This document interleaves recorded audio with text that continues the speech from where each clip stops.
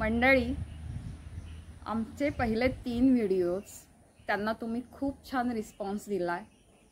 व्हॉट्सअपवर आणि यूट्यूबवर तुमचे खूप छान छान कमेंट्स आलेत आणि आमचा 3रा व्हिडिओ मेथीची रिंगणं ह्याला तर तुमच्या खूप छान प्रतिक्रिया आल्यात।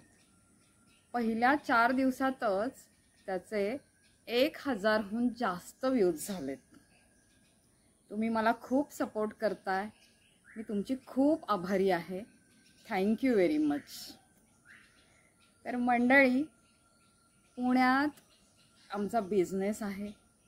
ऑफिसमधली ती कामं सांभाळायची, सगळी घरगुती कौटुंबिक जबाबदाऱ्या सांभाळायच्या, पुण्यापासून दापोलीला एवढा लांबलचक प्रवास करत यायचं आणि इथे आल्यानंतर लगेचच बागेची घराची कामं सुरू करायची, ते सगळं करून पुन्हा पुण्याला जायचं, ऑफिसची कामं सुरू करायची, सगळी धावपळ दगदग कष्ट, ह्या सगळ्यातनं ही एक सुंदर बाग, एक वाडी आणि एवढी छोटीशी शेती, हे सगळं तयार होतंय आणि ते तुम्हाला बघायला आवडतंय, ह्याचा मला खूप आनंद होतोय।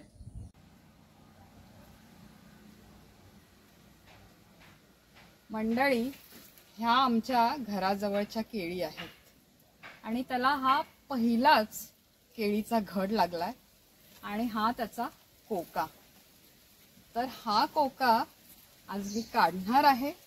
ह्या कोक्याची आम्ही भाजी करणार आहोत।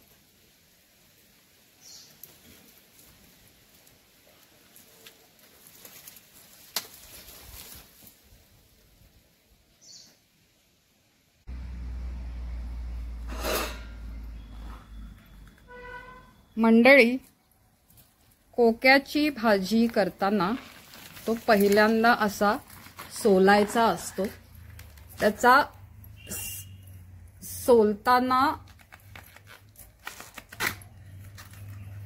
सोलल्यानंतर हे असं छान दिसतं। कोका ह्याला केळफूल असं पण म्हणतात।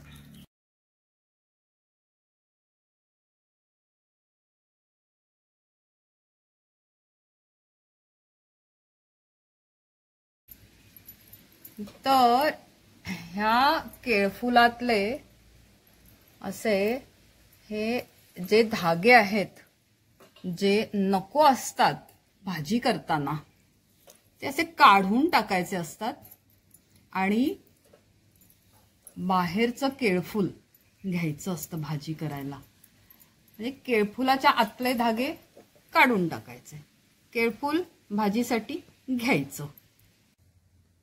हा कोका जसा जसा आपण सोलत जातो तसा तसा आतमध्ये तो पांढरा आमसुली असा मिक्स कलरचा होत जातो।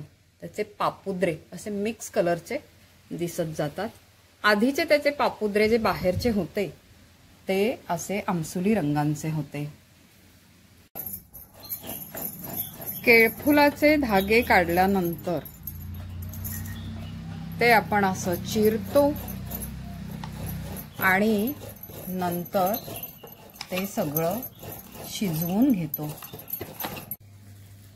हे केळफूल मस्तपैकी असं आता शिजवून घेतलंय आपण।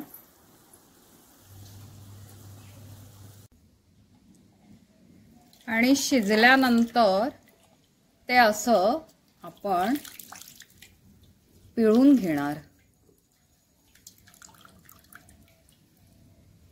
पिळून घेतलं आणि हे असं भाजी करण्यासाठी आता तयार झालं। तव्यात तेल तापायला ठेवलंय आणि फोडणीचं सर्व साहित्य आता आपण त्या तापलेल्या तेलात टाकणार आहोत।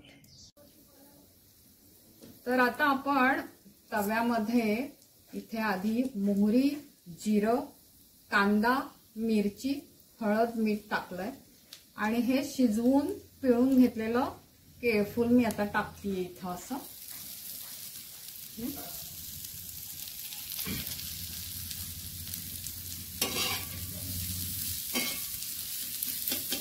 त्याच्यावर हे खोबरं असं मी टाकणार आहे। टाकलं मी आज पहिल्यांदाच केळफुलाची भाजी केली आहे. ह्या 2 ताईंनी मला त्याची पद्धत सांगितली आहे. मंडळी, तुम्ही कदाचित तुमच्या आवडीनुसार मसाला टाकू शकता, त्याच्यामध्ये तुमच्या आवडीनुसार थोडंसं वेगळं पण करू शकता. आणि मंडळी, ही भाजी 3 बायकांनी करायची कधी गरज नसते. आता आम्हाला पुण्याला जायची घाई आहे, निघायचंय, म्हणून आम्ही तिघींनी मिळून ही घाईघाईने सगळी तयारी केली आहे, भाजी केली आहे. आता आम्ही जेवणार आणि पुण्याला जायला निघणार. तर ही अशी छान केळफुलाची भाजी तयार झाली आहे.